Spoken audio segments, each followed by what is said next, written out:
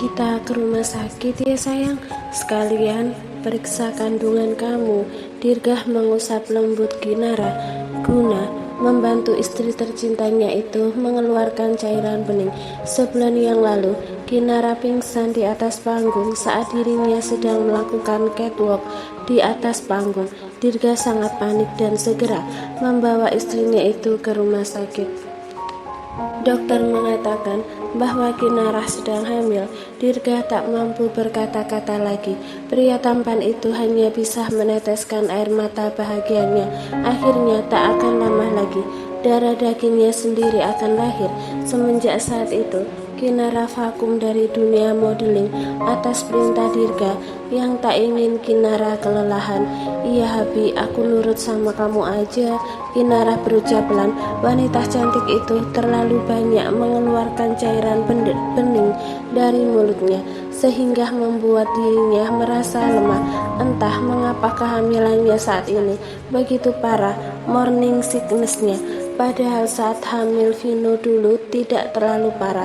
Namun Kinara benar-benar menikmati momen ini karena Dirgah memperlakukannya seperti seorang ratu. Mungkin calon bayinya ingin bermanja-manja dengan Dirgah. Ya sudah, sekarang aku mandikan kamu dulu. Dirgah tersenyum lembut lalu menggendong Kinara, membawa wanita cantik itu ke dalam bathtub yang telah berisikan air hangat.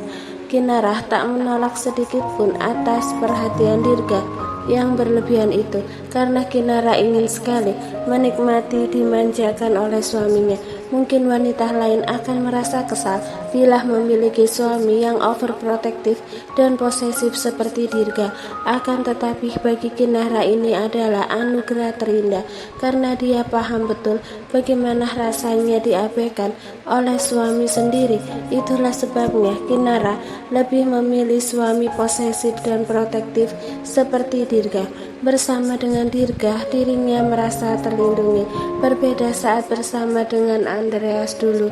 Dia selalu merasa was-was karena takut dijahati oleh orang-orang sekitar. Kinara langsung membuang jauh-jauh pikiran yang membawanya ke masa lalu. Dia tak ingin kembali dendam pada Andreas karena bagaimanapun mereka berdua telah baikan. Kamu gak ikutan mandi, Habi? Tanya Kinara lembut pada Dirgah yang sedang serius menggosok punggungnya. Aku nanti aja sayang, setelah kamu baru aku mandi. Kenapa tidak sekalian aja? Tidak boleh, nanti kamu terlalu lama dalam air dan itu tidak baik untuk kamu dan anak kita, tegas Dirgah, membuat Kinara tersenyum lebar. Kamu benar-benar sayang sama aku ya Habi? Pertanyaan bodoh muncul dari bibir Kinara, membuat Dirgah terkekeh geli. Kamu ini apa nggak ada pertanyaan lain? Dirgah mencubit pipi Kinara, membuat wanita cantik itu cemberut. Dirgah yang melihatnya pun tersenyum kecil. Dia merupakan seorang dokter spesialis anak, namun keahlian Dirgah tak di situ saja. Dia juga memiliki sertifikat psikologi. Pria tampan itu tahu betul bagaimana karakter wanita. Kaum wanita bukan tidak tahu pasangannya mencintai mereka, hanya saja kaum wanita bertanya seperti itu karena ingin mendengar kata-kata cinta berulang kali. Aku benar-benar sayang kamu melebihi diriku sendiri. Sejak bertemu dengan kamu, prioritasku adalah bisa membuatmu tersenyum setiap saat. Jika kamu bertanya tentang cinta, tentu saja aku mencintaimu. Semua yang ada padamu aku suka, termasuk Vino juga. Aku mencintaimu apa adanya sayang. Saat ini dan di masa depan aku akan selalu mencintaimu.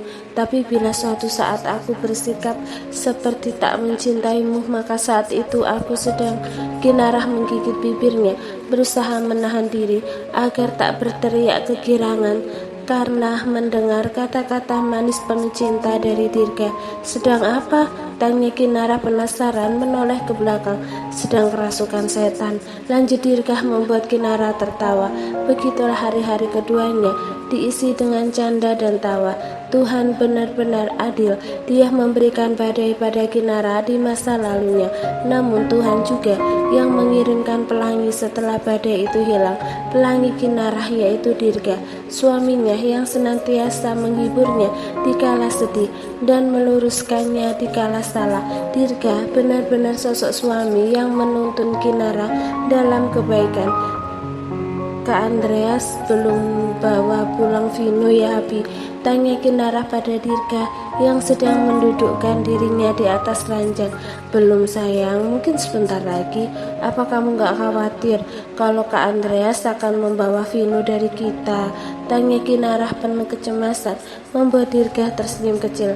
Sayang, jangan pernah berprasangka buruk pada manusia ataupun Allah, karena segala sesuatu itu akan terjadi sesuai prasangka kita. Aku percaya pada Andreas. Kesalahannya di masa lalu sangatlah besar dan itu sudah membuat dirinya sadar dan berubah. Kalian mau kemana? Tanya Andreas saat tiba di kediaman Dirga. Mau ke rumah sakit untuk periksa kandungan Kinara. Kamu mau ikut? Ajak Dirga membuat Andreas termangu, seolah ada sesuatu yang mencubit hatinya. Dikala mendengar ucapan Dirga, dia teringat akan masa lalunya saat bersama Kinara dulu. Dia tak pernah memperdulikan kehamilan Kinara, bahkan untuk mengajak wanita itu melakukan pemeriksaan kandungan pun tidak. Rasa bersalah dan penyesalan kembali menghantam otak dan hatinya. Bagaimana bisa dia menjadi pria sekejam itu di masa lalu? Andreas mengeratkan gendongan Vino. Pria tampan itu mengeratkan pelukannya pada tubuh mungil anak yang sempat diabaikannya dulu. Kamu mau ikut? Tanya Dirga sekali lagi, membuat Andreas tersadar. Pria tampan itu menganggukkan kepalanya pelan. Dia ingin ke rumah sakit. Setidaknya dia bisa melihat bagaimana kebahagiaan Dirga saat melihat calon bayinya dan Kinara tumbuh. Ya sudah, kalau gitu kita pergi sekarang. Di tempat lain, kenapa nggak beli mobil baru sih? Mobil kamu ini udah out modelnya. Sekarang nggak model lagi mobil sedan yang beginiin. Sekarang zamannya BMW, Lamborghini, Bugatti, dan masih banyak lagi mobil bagus untuk anak-anak muda. Aluna menggerutu kesal dalam mobil Vero. Wanita cantik itu merasa kepanasan karena mobil Vero tak memiliki AC. Dia tak habis pikir bagaimana bisa orang setampan Vero naik mobil butut. Vero yang mendengarnya pun memutar bola matanya malas. Pria tampan itu merasa sangat geram karena sedari tadi Aluna tak berhenti mengoceh. Aku heran, apa yang dimakan mendiang ibumu saat mengandungmu dulu? Bagaimana bisa kamu punya mulut yang 11-12 dengan mulut bebek angsa? Dari tadi nggak berhenti kamu mengoceh seperti bapak-bapak yang kurang jatah malam, ujar Vero yang tak sanggup lagi memendam kekesalannya. Mereka hampir tiba di rumah sakit. Perjalanan dari kampung menuju rumah sakit kota memakan waktu hampir 2 jam, dan selama 2 jam itu Aluna tak berhenti mengoceh dan mengeluhkan tentang mobilnya. Andai saat ini dia memiliki lakban, maka dengan senang hati Vero melakban mulut Aluna agar wanita cantik itu tak berhenti mengoceh. Bisa budak telinga Vero bila Aluna tak berhenti mengoceh. Jatah malam bapak-bapak, apa maksudmu? Tanya Aluna tak mengerti, menatap lekat wajah tampan Vero dari arah samping. Jatah malam, masa kamu gak tahu? Padahal kamu ini janda loh, lebih berpengalaman. Vero melirik ke arah Aluna sesekali. Wanita cantik itu benar-benar tak paham apa maksud dari jatah malam yang dikatakan oleh Vero tadi. Otak kecilnya tak mampu menangkap maksud dari perkataan ambigu itu. Apa Vero? Katakan dengan jelas. Jangan buat aku penasaran, sungut Aluna mencubit lengan Vero kesal. Au, kenapa kamu sekali-sekali cubitin aku sih? Mana cubitannya macam cubitan kepiting lagi. Makanya cepat katakan apa maksud dari jatah malam bapak-bapak, desa Aluna tak sabar. Oke, aku jawab. Donat kalau tengahnya dimasukin batang tebu jadi apa? Tanya Vero serius seraya terus mengemudi. jadi makanan, jawab Aluna ragu. Salah, jadi anak, balas Vero membuat mata Aluna terbelalak. Wanita cantik itu baru paham maksud dari perkataan Vero. Blak, dasar mesum, teriak Aluna memukul kepala Vero kesal. Alhamdulillah bayi Anda tumbuh sehat, Nona. Semuanya baik-baik saja. Tubuh Anda juga tidak mengalami dehidrasi berat seperti ibu-ibu hamil. Seperti biasanya, semua aman terkendali, ujar dokter kandungan pada Kinarah dan Dirga. Mereka berdua yang mendengarnya pun tersenyum senang. Dirga terharu, langsung menghujani ciuman pada wajah cantik Kinarah. Lalu pria tampan itu menurunkan wajahnya tepat di depan perut Kinarah yang mulai buncit. Dirga mencium gemas perut istri tercintanya itu saking bahagianya. Anak papa baik-baik di sana ya, jangan rewel dan nakal di dalam sana. Kasihan mama tiap hari muntah-muntah. Kalau tidak, nanti papa gigit telinganya pas lahir nanti, ujar Dirga penuh kasih pada calon bayinya itu. Kinarah terkekeh mendengar ucapan Dirga. Dia merasa sangat bahagia karena kehamilan keduanya saat ini benar-benar diperlakukan seperti seorang istri oleh Dirga. Dia merasa dijaga, dicintai dan dilindungi oleh Dirga. Sedangkan Andrea segera membuang wajahnya semenjak dokter menyikapi baju Kinarah hingga perut. Hatinya terasa sesak dan cemburu melihat keharmonisan keluarga kecil Dirga dan Kinarah.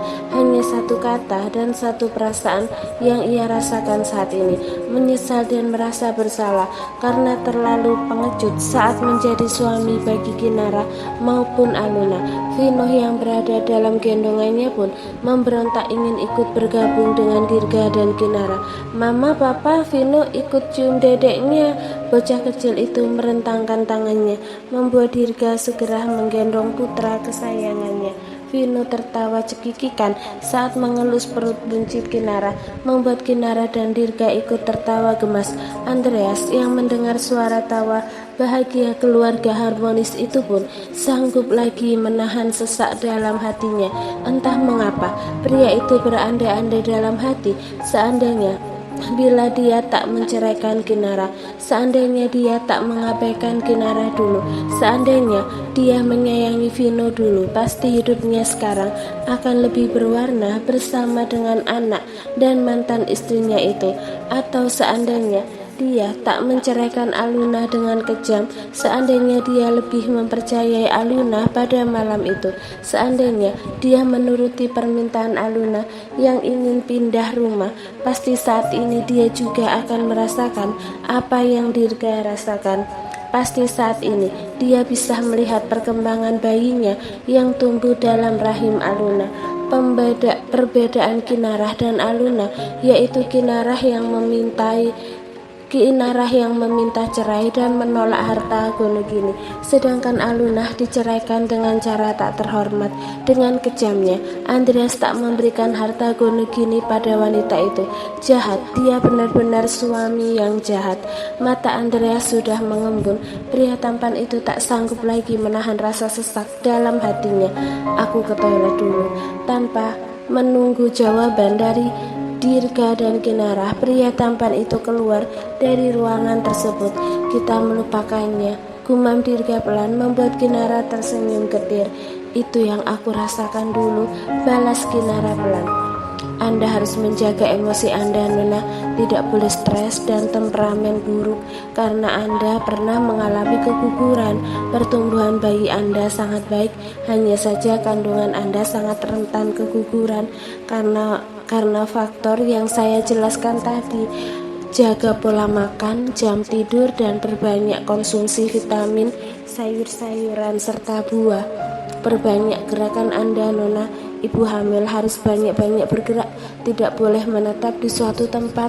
Selama gerakan itu tak termasuk olahraga berat, lakukan olahraga ringan. Contohnya berjemur di pagi hari dan jalan-jalan tanpa alas kaki di waktu subuh. Itu sangat baik untuk kandungan Anda, Nona. Dokter wanita itu menjelaskan semuanya secara terperinci, membuat Vero dan Aluna menganggukkan kepalanya mengerti. ada rasa sedih dalam hati Aluna karena salah satu bayinya tak terselamatkan. Namun wanita itu berusaha tegar di hadapan Vero. "Terima kasih dok." Vero mengajak Aluna keluar dari ruangan tersebut. Saat tiba di luar, Vero menahan tangan Aluna, membuat wanita cantik itu berhadapan dengannya. Vero menatap wajah Aluna yang tertutup cadar berwarna hitam. Saat ini wanita itu memakai balutan syar'i lengkap dengan cadar. Itu semua karena dia tak ingin diamuk massa. Aluna menatap Vero dengan mata yang mengembun. Wanita cantik itu ingin menangis karena merasa sedih mendengar penjelasan dokter. Dia mengira Vero pasti akan menghibur atau memberikannya pelukan hangat. Namun, tatap mataku, tita Vero serius membuat Aluna menggigit bibirnya menahan tangis.